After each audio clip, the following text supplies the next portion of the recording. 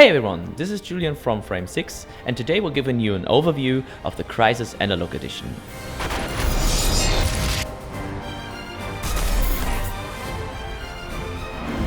Well, Sebastian, what's the game about? So we're set in the time of Crysis 3, just after the alien invasion. New York is pretty much destroyed, is overgrown by plants, and this is actually the scenario for our board as well.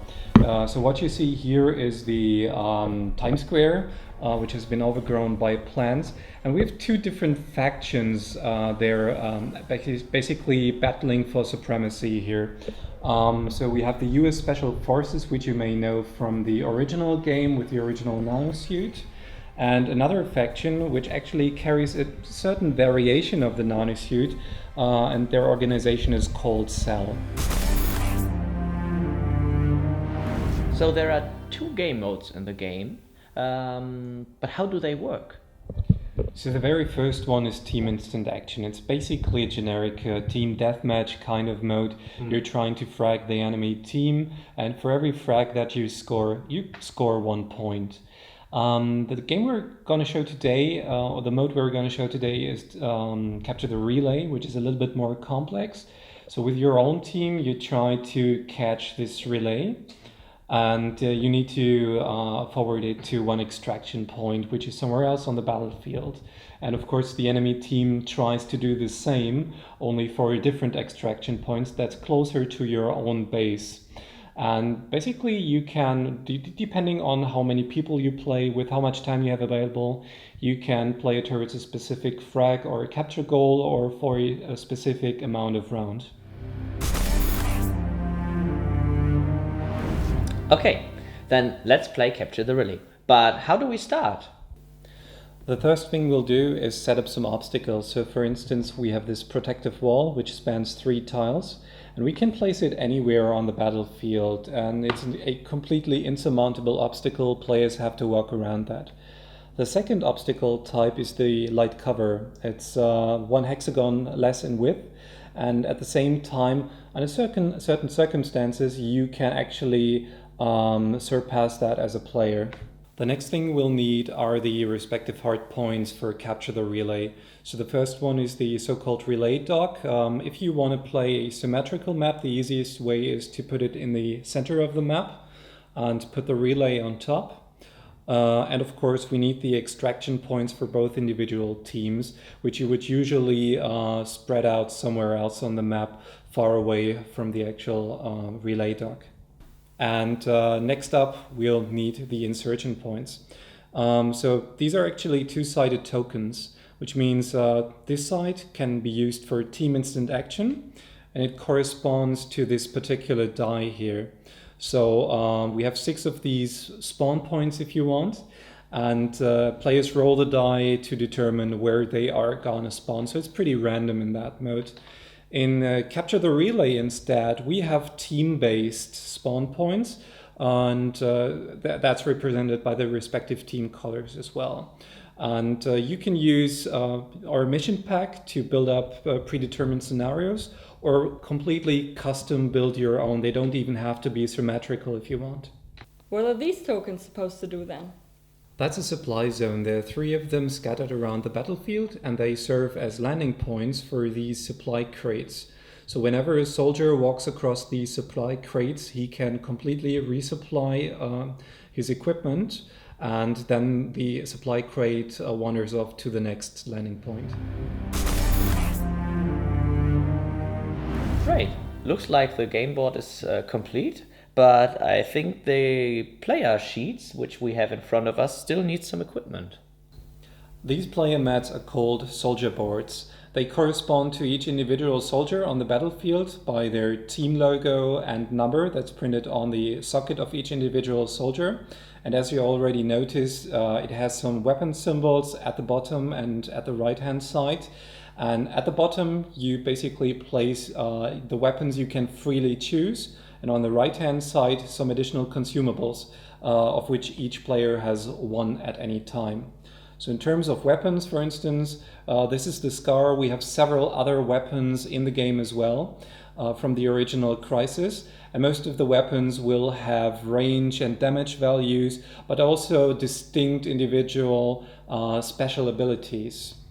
As for consumables, in contrast to the usual weapons, you can play them face down, so your opponents won't know what exactly hit them before you actually use them.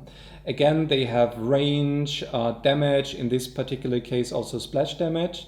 And what concerns the grenade, this is one interesting thing because you can actually throw them over light cover, but not over protective walls. Okay, so I chose my equipment now. How am I actually supposed to walk over the battlefield?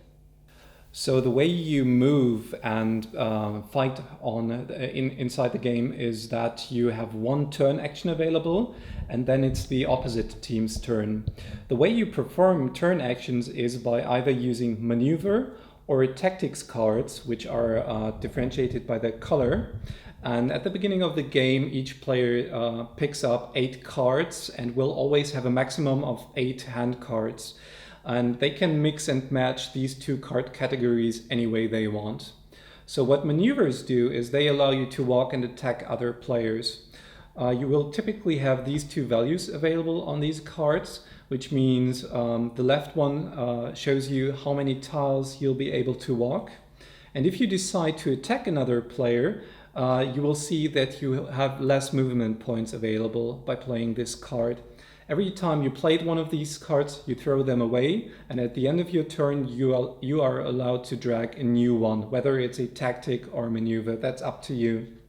As for tactics cards, you can consider them as a sort of buff or as an intervention against enemy activity. Nanobots, for instance, allows you to heal yourself, but there are also other cards that you can even play outside your own turn to counter the actions of your opponents.